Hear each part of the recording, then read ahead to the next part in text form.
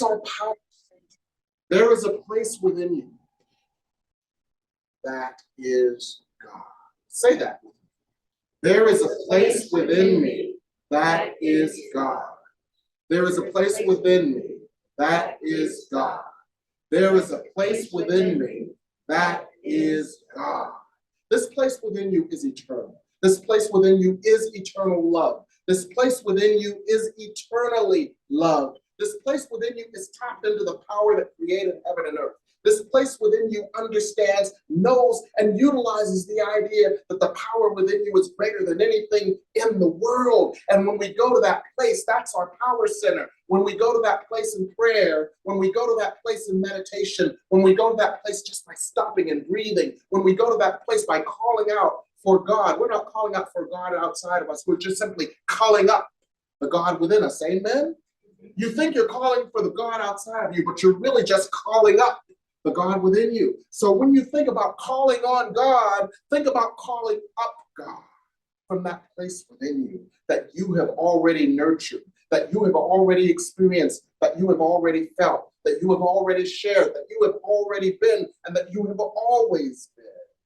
So you go to your power center, and then you choose the power of that truth. The power of that truth overcomes the terror of the moment. The power of that truth. Go to your power center and choose the power of your truth. The power of that truth overcomes the myth of the moment. You see, there are some broad myths that we've all ascribed ourselves to. We've ascribed ourselves to the myth of the angry, punitive God. We've ascribed to the myth of our separation from God. We've ascribed from the myth of our inadequacy and someone else's superiority. And those are the things that are being played out right now, all this division. Amen? Anybody still with me? Yes. I know it's hot in here. It's getting hot in here. Don't take off all your clothes.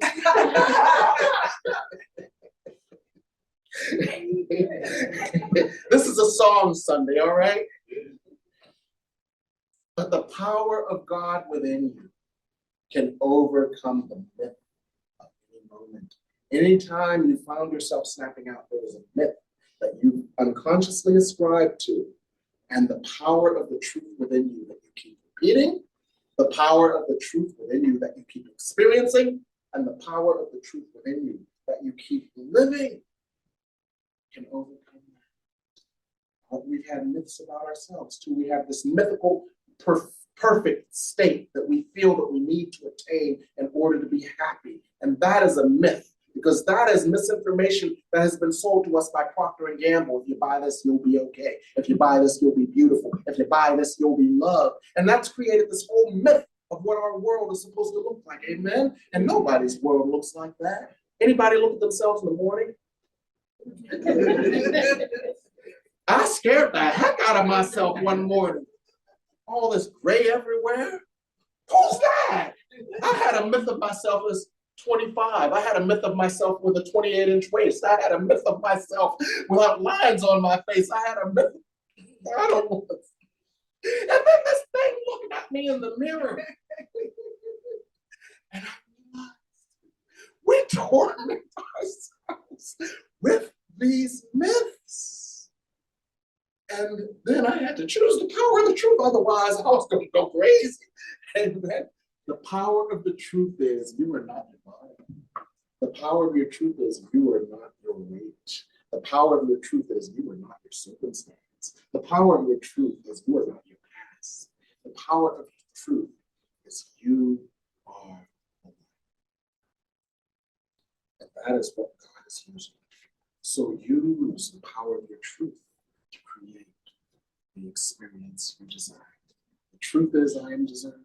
The truth is I am loved. The truth is I am lovable. The truth is I am loving. The truth is I accept loving circumstances. The truth is that I am in harmony with myself, not fighting against myself or withholding from myself or judging myself or condemning myself because I don't measure up to some myth, right? That is the truth. And use the power of your truth to create the world you desire. I am the holy light of God, at one with God. guess what? My brother is God too. Guess what? My sister is God too. Guess what?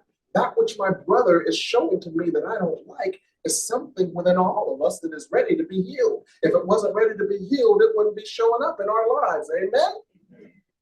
And then the truth is that you are the light of God that God is using to heal it. That is the truth. So that differing perspective tells us one thing we can do. We can go within, stop looking the same. We can ask, what is the truth here, God? What is the truth about me?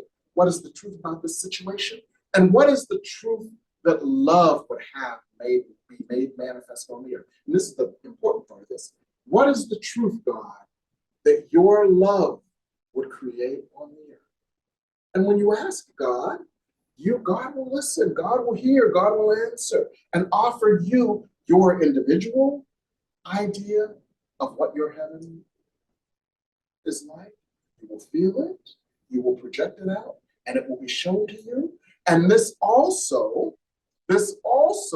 contributes to the world making its shift to heaven, because remember, you are a vessel for that light of God. It's not only for you, although you have the right to use it, feel it, heal with it, and experience it and enjoy it while it's with you, but it is also for the world, for God is using you as a channel. God is using you as a vessel. God is using you as a reflector of its light, because you have realized God's light within you, because you have realized the power of this light, because you have given the power of this light permission to overshadow the illusions and the myths that you have carried. And as you do so, this light also overshadows the illusions of separation, the myths of superiority, the ideas of subjugation and conquering to make someone who feels undeserving feel deserving. It overshadows these myths as well. So let me ask you a question. How are you going to use the power of God within you to create the world you choose with God? How are you going to use the power of God within you to create the world God desires for you, with you, through you, as you?